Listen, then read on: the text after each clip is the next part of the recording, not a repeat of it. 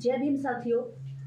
आज पूरे देश भर में जाति जनगणना का जो मुद्दा है तूल पकड़ रहा है। पूरे देश भर में जिन लोगों का हक जाति आधार पर दबाया गया है वह तो इसको तेजी से उठा रहे हैं और मांग कर रहे हैं कि जाति जनगणना होनी चाहिए। लेकिन कुछ लोग हैं जो इसका विरोध कर रहे हैं, जो कहते हैं कि जाति जनगणना करवाने से जातीय आधारित जो शोषण है, अत्याचार है या जातिवाद है वो बढ़ जाएगा। पर भारत में ये लोग कौन हैं जो जातीय आधार पर जनगणना होने का विरोध करते हैं? ये वही लोग हैं जिन्होंने लोथियन कमेटी का विरोध किया, जिन्होंने साइमन कमीशन का विरोध किया और उस पर महत्वपूर्ण चर्चा बाबा साहब डॉक्टर अंबेडकर महत्वपूर्ण तथ्यों के आधार पर बाबा साहब डॉक्टर अंबेडकर 1881 से लेकर 1951 तक की जो जनगणना है उसके बारे में लिखते हैं। वो महत्वपूर्ण लेख हमें बाबा साहब का मिल गया है जिसको हिंदी में हम आपके सामने प्रेषित करेंगे।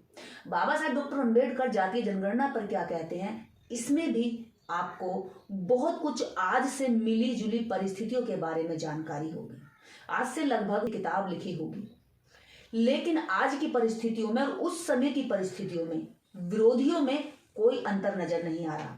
वैसी ही सोच उनकी जब थी जब बाबा साहब डॉक्टर अंबेडकर थे, वैसी ही सोच उनकी आज है। और बाबा साहब डॉक्टर अंबेडकर एक बात और कहते हैं यहाँ पर, जब जातियां हैं तो जातीय आधार पर उनके अधिकार क्यों नहीं? जब देश में भारत में आज भी जब शादियां विवाह जातीय आधार पर होता है, देश में राष्ट्रपति जातीय आधार पर चुना जाता है, प्रधानमंत्री जातीय आधार पर चुना जाता है, एमपी एमएलए राष्ट्रीय आधार पर चुने जाते हैं, तो फिर जातीय आधार पर शिक्षा और स्वास्थ्य क्यों नहीं होना चाहिए? फिर जातीय आधार पर जमीनों का बंटवारा क्यों नहीं होना चाहिए? बिल्कुल होना चाहिए। लेकिन वो कौन लोग हैं कि देश के अंदर हिस्सेदारी यानी बंटवारे को सही तरीके से बांटने नहीं देना चाहते? पहली बात, जब आपको ये नहीं पता होगा कि घर में कितने बच्चे हैं, 4 बच्चे होंगे तभी तो पिता के 4 बीघे खेत को 1-1 बीघे में बांटा जा सकता है। लेकिन जब यही नहीं आप पता लगाओ कि बच्चे कितने हैं, बेटे कितने हैं, बेटियां कितनी हैं और कितने परिवार में सदस्य हैं, जब सदस्यों की काउंटिंग ही नहीं होगी तो सदस्यों में सही तरीके से बंटवारा कैसे हो पाएगा? यही लोग चाहते हैं कि बंटवारा करने से पहले जो काउंटिंग है, गणना है, वो रोकी जाए। तो इसी विषय पर बाबा साहब डॉक्टर अंबेडकर का वो महत्वपूर्ण लेख हम आपके सामने प्रेषित करते हैं। बाबा साहब डॉक्टर अंबेडकर की बुक है भारत में बहिष्कृत बस्तियों के प्राणी, जो बेहद महत्वपूर्ण दस्तावेज है जिसके बारे में इस देश की जनता को जानना चाहिए। बाबा साहब डॉक्टर अंबेडकर इसमें कहते हैं कि यह जानने से पहले कि अस्पृश्य होने का क्या अर्थ होता है, यह जानना आवश्यक है कि भारत में अस्पृश्यों की संख्या कितनी है। इसके लिए जनसंख्या रिपोर्ट देखनी होगी। बाबा साहब डॉक्टर अंबेडकर यहाँ पर जनसंख्या रिपोर्ट को सामने पेश करते हैं। वह यहाँ कहते हैं कि भारत में पहली बार आम गणना 1881 में हुई थी और 1881 की जो गणना है, जो रिपोर्ट है, वह भारत की कुल जनगणना की है, ना कि जाति जनगणना की। ये पहली जो गणना हुई है, भारत में कितने लोग थे उसकी गणना है। और इस गणना को करने के लिए यहाँ की विभिन्न जातियों और प्रजातियों की सूची बनाने और उनका कुल योग करने के अतिरिक्त कुछ भी नहीं था। इसमें कोई जातियों के नाम नहीं थे, इसमें किसी धर्म का नाम नहीं था, मात्र इतना था कि भारत में कुल संख्या कितनी है। इस रिपोर्ट में विभिन्न हिंदू जातियों की उच्च या निम्न अथवा स्पृश्य या अस्पृश्य जातियों के रूप में कोई वर्गीकरण नहीं किया गया। दूसरी बार आम जनगणना 1891 में हुई। इस बार जनगणना आयुक्त ने देश की जनसंख्या को जाति, प्रजाति और उच्च या निम्न जाति के रूप में वर्गीकृत करने की कोशिश की, किंतु ये सफल नहीं हो पाई। लेकिन उसके बाद तीसरी बार जो आम जनगणना हुई 1901 में, इस बार जनगणना के लिए एक नया सिद्धांत अर्थात स्थानीय जनमत द्वारा स्वीकृति सामाजिक वरीयता के आधार पर वर्गीकरण की गई। उसके सिद्धांत को अपनाया गया। इस पर उच्च जाति के हिंदुओं ने जाति के अनुसार उल्लेख किए जाने का तीव्र विरोध किया। ऊंची जाति के लोगों को जातीय आधार पर गणना करना कतई भी रास नहीं आया। उन्होंने जाति के बारे में पूछे गए प्रश्नों को निकाल देने पर बहुत बल दिया, किंतु जनगणना आयुक्त इस पर आपत्ति का कोई प्रभाव नहीं पड़ा। उसने इस विरोध को किसी भी तरह से सीरियसली नहीं लिया और उसने गणना करने के टाइम पर जातियों का भी सूची बनाना शुरू कर दिया। जनगणना आयुक्त की दृष्टि में जाति के आधार पर उल्लेख किया जाना महत्वपूर्ण और आवश्यक था। जनगणना आयुक्त ने यह तर्क दिया था कि सामाजिक संस्था के रूप में जाति के गुण और दोष के बारे में चाहे कुछ भी कहा जाए, परंतु यह स्वीकार करना असंभव है कि भारत में जनसंख्या संबंधी समस्याएं पर कोई भी विचार विमर्श जिसमें जाति एक महत्वपूर्ण मुद्दा ना हो, लाभप्रद हो सकता है। भारतीय समाज का ताना बाना अभी जाति व्यवस्था पर आधारित है और भारतीय समाज के विभिन्न स्तरों में परिवर्तन का निर्धारण अभी भी जाति के आधार पर होता है। प्रत्येक हिंदू यहाँ इसका प्रयोग व्यापक अर्थ में किया जा रहा है कि जाति में जन्म लेता है, उसकी वह जाति ही उसके धार्मिक, सामाजिक, आर्थिक और पारिवारिक जीवन का निर्धारण करती है। यह स्थिति मां की गोद से लेकर मृत्यु की गोद तक रहती है, क्योंकि जो व्यक्ति जिस जाति में जन्म लेता है, मरने तक वह उसी जाति में जाना जाता है। उसकी जाति बदली नहीं जा सकती, ना कर्म के आधार पर, ना ही उसकी योग्यता के आधार पर। उसके बाद अगर हम यहाँ पर एग्जाम्पल ले कि पश्चिम देशों में भी तो काले गोरे का भेद होता है। बाबा साहब डॉक्टर अम्बेडकर यहाँ पर पश्चिम देशों का उदाहरण देते हुए समझाते हैं कि पश्चिम देशों में समाज के विभिन्न स्तरों का निर्धारण, चाहे वह आर्थिक हो या शैक्षणिक हो या व्यावसायिक हो, जिन प्रधान तत्वों के द्वारा होता है वह अदलते बदलते रहते हैं। वे उदार होते हैं और उनमें जन्म और वंश की कसौटी को बदलने की प्रवृत्ति होती है, जो भारत में आध्यात्मिक, सामाजिक, सामुदायिक तथा पैतृक व्यवसाय सबसे बड़े तत्व हैं। यहाँ पर जो पिता काम कर रहा है वही बच्चे को काम करना पड़ेगा। इस तरह के सामाजिक ताने बाने में व्यक्ति अपने जीवन में परिवर्तन और सुधार की तनिक भी उम्मीद रखने की चेष्टा नहीं करता था। अब आगे बात करते हैं जो अन्य तत्वों की अपेक्षा प्रधान तत्व होते हैं, यानी कि यहाँ जन्म के आधार पर मिली हुई जाति और कर्म, ये दोनों चीजें यहाँ पर इंपोर्टेंट होती हैं। इसमें पश्चिमी देशों में जहाँ जनगणना के समय आर्थिक अथवा व्यावसायिक वर्ग के आधार पर आंकड़े एकत्र किए जाते हैं, वहां भारत में जनगणना के समय धर्म और जाति का ध्यान रखा जाता है। मतलब पश्चिम देशों में आर्थिक स्तर पर गणना होती है कि कौन गरीब रह गया है, कौन अमीर रह गया है, पर भारत में गणना करने के लिए ये महत्वपूर्ण बिंदु होता है कि कौन किस धर्म का है और कौन किस जाति का है, क्योंकि जैसे ही जातियों का पता चलता है वैसे ही गरीबी का और बदहाली और दुर्दशा का भी पता लगने लगता है। यहाँ राष्ट्रव्यापी और सामाजिक संस्था के रूप में जाति के बारे में कुछ भी क्यों ना कहा जाए, किंतु अपेक्षा करने से कोई लाभ नहीं होगा। और जब तक समाज में किसी व्यक्ति के अधिकार और उसके पद की पहचान जाति के आधार पर की जाती रहेगी, तब तक यह नहीं कहा जा सकता कि हर 10 साल बाद होने वाली जनगणना से इस अवांछनीय संस्था के अस्थायी रूप होते जाने में सहायता मिलती है। सन 1901 की जनगणना के परिणाम स्वरूप अस्पृश्यों की कुल जनसंख्या के बारे में कोई सटीक आंकड़े नहीं मिल सके।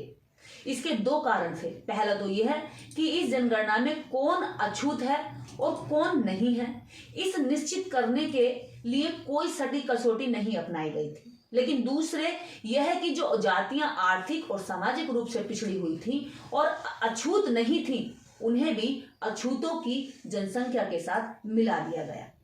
जबकि सन 1911 की जनगणना में कुछ आगे काम हुआ, इसके आगे कुछ काम बढ़ा और अछूतों की गणना बाकी लोगों के अलग करने के लिए 10 मानदंड अपनाए गए।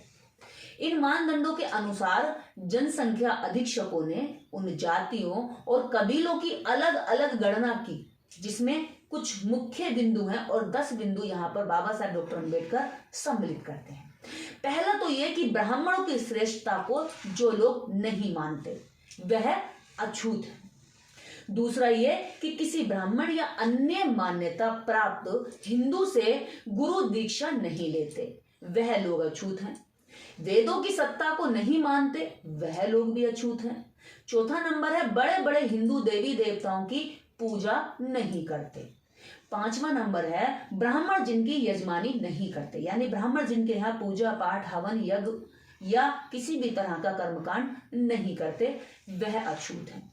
ये 5वें नंबर के बाद है 6ठा नंबर, जो किसी ब्राह्मण को पुरोहित बिल्कुल भी नहीं मानते, किसी भी ब्राह्मण को ना पुरोहित मानते और ना ही अपने जीवन में किसी ब्राह्मण को पुरोहित बनाते, अपने कर्मकांड उनसे नहीं कराते। नंबर 7 है, जो साधारण हिंदू मंदिरों के गर्भगृह में प्रवेश नहीं कर सकते। नंबर 8 है, जिनसे छूत लगती है, यानी कि जिनके छूने भर से भी लोग अछूत हो जाते हैं, छूत हो जाते हैं, उनको स्नान करना पड़ता है। उसके बाद नंबर 9 है, जो अपने मुर्दों को दफनाते हैं। और 10वां है, जो गौ मांस खाते हैं और गाय की पूजा नहीं करते हैं। तो देखा आपने, ये 10 बिंदु उस समय जोड़े गए और इसी आधार पर उनकी जनसंख्या को काउंट किया गया। क्योंकि आप कैसे पता लगाएंगे वो अस्पृश्य हैं। और अंग्रेजों की जो ये समिति बनी थी, इस समिति को कैसे पता चलता है कि कौन अस्पृश्य है कौन अस्पृश्य नहीं है, क्योंकि वो तो किसी को अछूत मानते नहीं थे। इसकी क्या जांच की जाए, तो उस जांच के लिए 10 बिंदुओं को मुख्य माना गया और इन बिंदुओं के आधार पर उनकी गणना की गई। और उसके बाद जो हिंदुओं से अस्पृश्यता को अलग मानने पर मुसलमानों द्वारा सरकार को 27 जनवरी 1910 को प्रस्तुत किए और अपने एक ज्ञापन में इस मांग पर बल दिया गया कि उन्हें भारत की राजनीतिक संस्थाओं में प्रतिनिधित्व हिंदुओं की कुल जनसंख्या के अनुपात में न देते हुए उन हिंदुओं की जनसंख्या के अनुपात में दिया जाए। यानी उस समय जो अनटचेबल हिंदू थे, जो अनटचेबल जातियां थी, जो मुस्लिम धर्म को ग्रहण कर चुकी थी, वहां से भी कुछ मुस्लिम जो कन्वर्जन करके उस धर्म में जा चुके थे, उन्होंने भी अपने मांग पत्र में ये कहा कि हम यहाँ पे अछूत दंश झेल रहे थे, इसलिए हमने मुस्लिम धर्म को अपनाया, हमारा यहाँ कोई सम्मान नहीं था, अधिकार नहीं था और हम उधर गए। इसलिए हम मांग करते हैं कि हमें भी अछूतों में गिना जाए। जब आज गिनती हो रही है तो हम भी इसी समाज का अंग हैं और हमें भी इसमें काउंट किया जाए। लेकिन क्योंकि उनका यह तर्क था कि जो अस्पृश्य हैं वे हिंदू नहीं हैं, यानी जो मुस्लिम में अस्पृश्य हैं वो हिंदू नहीं है, अब वो मुस्लिम धर्म में जा चुके हैं, इसलिए उनकी गणना इस तरफ नहीं की गई। इस तरह यह कहा जा सकता है कि 1911 की जो जनगणना से अछूतों की संख्या के निर्धारण की शुरुआत हुई, वह 1921 और 1931 की जनगणना में भी इन हिदायतों के अनुपालन की कोशिश जारी रखी गई, यानी उसी के आधार पर आगे की जनगणना भी जारी रखी गई। इसके बाद साइमन कमीशन जो 1930 में भारत आया था, इन्हीं कोशिशों के परिणाम स्वरूप कुछ निश्चय पूर्वक यह बता सका कि ब्रिटिश भारत में अछूतों की जनसंख्या 4 करोड़ 45 लाख है। फिर से मैं दोहरा देती हूं, कितनी? 4 करोड़ 45 लाख है। कौन सी सन की बात है ये आपको 1930 की गणना की बात बताई जा रही है, जो साइमन कमीशन ने यहाँ पर 1930 में पूरी तरीके से काउंट करके जो 10 जो बिंदु थे, उन बिंदुओं के आधार पर ये काउंट की और इसको बताते हुए उन्होंने कहा कि इनकी जो जनसंख्या है वो 4 करोड़ 45 लाख है, 4 करोड़ 45 लाख। किंतु 1932 में जब लोथियन समिति को आपको शायद मैं शुरू में भी बता चुकी हूं कि लोथियन समिति का भी इस देश में ब्राह्मणों ने विरोध किया था। उसके बाद जब 1932 में लोथियन समिति पुनर्गठित विधानसभा के लिए मताधिकार के प्रश्न पर विचार करने के लिए भारत आई और उसने जांच करनी शुरू की, तब हिंदुओं ने अचानक अपने तेवर बदल लिए और इस कदर बदले कि उन्होंने कहा कि अस्पृश्यों की संख्या के बारे में जो आंकड़े हैं वो साइमन कमीशन ने दिए थे, उनको भारत में अछूतों की जनसंख्या के बारे में सही आंकड़े के रूप में मानने से इनकार कर दिया। यानी उन्होंने कहा कि जो लोथियन कमेटी ने जो रिपोर्ट पेश की है इससे हम सहमत नहीं हैं और हमारे प्रांतों में तो अछूतों की संख्या है ही नहीं, हमारे यहाँ तो कोई अछूत ही नहीं है। तो उन प्रांतों में जो हिंदुओं ने कहा कि उनके प्रांत में कोई ना तो अछूत है। इसका कारण यह था कि जब तक हिंदुओं को अस्पृश्यों की स्थिति को खुलेआम स्वीकार करने के खतरा सामने दिखाई देने लगा था, उन्हें एहसास हो चुका था, क्योंकि इसका मतलब यह था कि हिंदुओं को जनसंख्या के आधार पर जो विधानसभा में जितना प्रतिनिधित्व मिल रहा था उसका कुछ अंश अब अछूतों के हिस्से में जाने वाला था। यानी अब जो ब्राह्मण जिसको पूरा अछूतों के हिस्से को भी खा रहे थे, अब वो अछूतों का हिस्सा सही मायने में उनकी संख्या की काउंटिंग हो जाती तो उनको भी मिल जाता और ब्राह्मणों से छिन जाता। उनकी मानसिकता थी कि ये छिनना नहीं चाहिए। उसके बाद 1941 की जनगणना पर विचार करना व्यर्थ है, क्योंकि इसके साथ हुआ क्या कि यह युद्ध काल में जनगणना की गई थी और एक प्रकार से ये अनुमानित ही की गई थी, क्योंकि इसके बारे में कहीं कोई किसी तरह के सही आंकड़े पेश नहीं किए गए। उसके बाद में बाबा साहब डॉक्टर अम्बेडकर कहते हैं कि अंतिम जनगणना, बाबा साहब के सामने ये अंतिम जनगणना हुई 1951 में हुई, जिसमें निम्नलिखित आंकड़े जनगणना आयुक्त द्वारा जारी विवरण से लिए गए हैं। ये जनगणना आयुक्त का जो विवरण है उसको बाबा साहब यहाँ पर पेश करते हैं। आयुक्त ने भारत में अनुसूचित जातियों की जनगणना 5 करोड़ 13 लाख बताई है और 1951 की जनगणना में, जिसमें भारत की कुल जनसंख्या 35 करोड़ 57 लाख है, 1,35,000 लोगों की गणना नहीं की जा सकी, जिनसे संबंधित रिकॉर्ड जालंधर के जनगणना अधिकारी के कार्यालय में आग लग जाने के कारण नष्ट हो गया था। ये आंकड़े इसलिए उस समय की गणना में हासिल नहीं किए जा सके क्योंकि गणना होने के बाद ये जालंधर में अधिकारी के दफ्तर में आग लगने से जल गए थे। इसके बाद 35 करोड़ 67 लाख की कुल आबादी में से 29 करोड़ 49 लाख लोग ग्रामीण क्षेत्रों में हैं और 6 करोड़ 18 लाख लोग शहरों में रहते हैं। ग्रामीण क्षेत्रों में अनुसूचित जातियों की जनसंख्या 4 करोड़ 62 लाख है, जबकि शहरों में उनकी जनसंख्या मात्र 51 लाख है।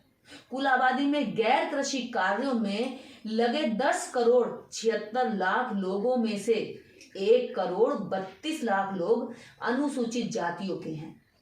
कुल आबादी में जिन लोगों का ये या उनके आश्रितों के पास पूरी तरह या आंशिक रूप से अपनी अपनी जमीनें हैं और जो खेती करते हैं, उनकी जनसंख्या 16 करोड़ 74 लाख है। इनमें से 1 करोड़ 74 लाख लोग अनुसूचित जातियों के हैं, जिन लोगों के पास बिल्कुल भी या मुख्य रूप से अपनी अपनी जमीनें नहीं है, यानी ये पूरी तरीके से भूमिहीन है।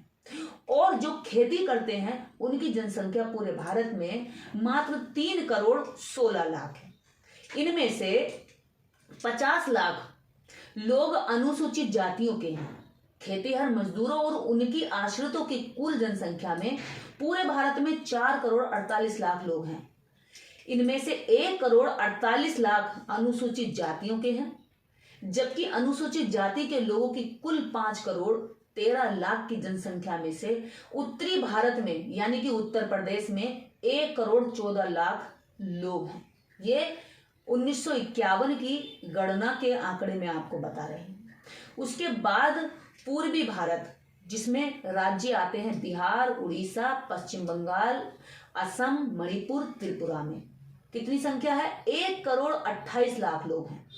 उसके बाद बात करते हैं दक्षिण भारत की, जिसमें मद्रास, मैसूर, त्रावणकोर, कोचीन और कुर्ग में 1 करोड़ 10 लाख लोग हैं।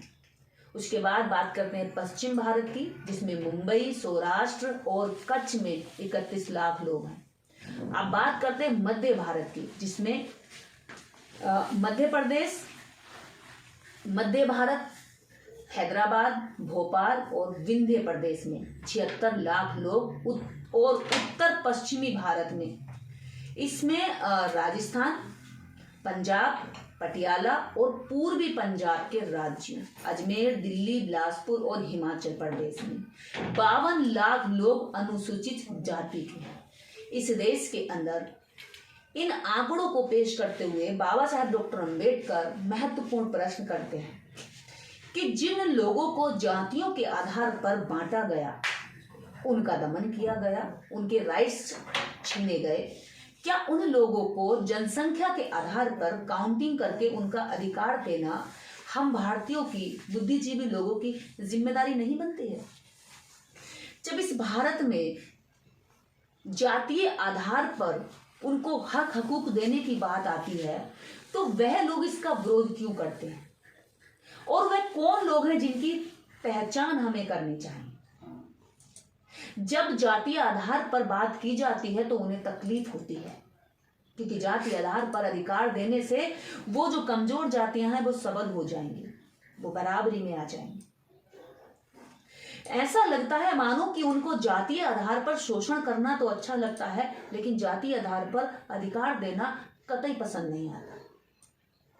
जबकि देश के अंदर समस्त नागरिकों को अगर वास्तव में एक नजर से देखा जाए तो उस वक्त की बात जब बाबा साहब डॉक्टर अंबेडकर ने साइमन कमीशन के द्वारा इस देश में जाति जनगणना कराई, तब बाबा साहब डॉक्टर अंबेडकर इस बात को जोर देते हुए कहते थे कि जिस देश के अंदर जातियों के आधार पर लोगों को सड़क पर चलने का अधिकार नहीं दिया गया, उनको संसद में कैसे बैठने दिया जाएगा। और बाबा साहब डॉक्टर अंबेडकर ने उस समय जाति जनगणना कराकर जो विधानसभा और संसद में इनकी सीटें सुनिश्चित कराई, वो एक बहुत बड़ी जंग थी।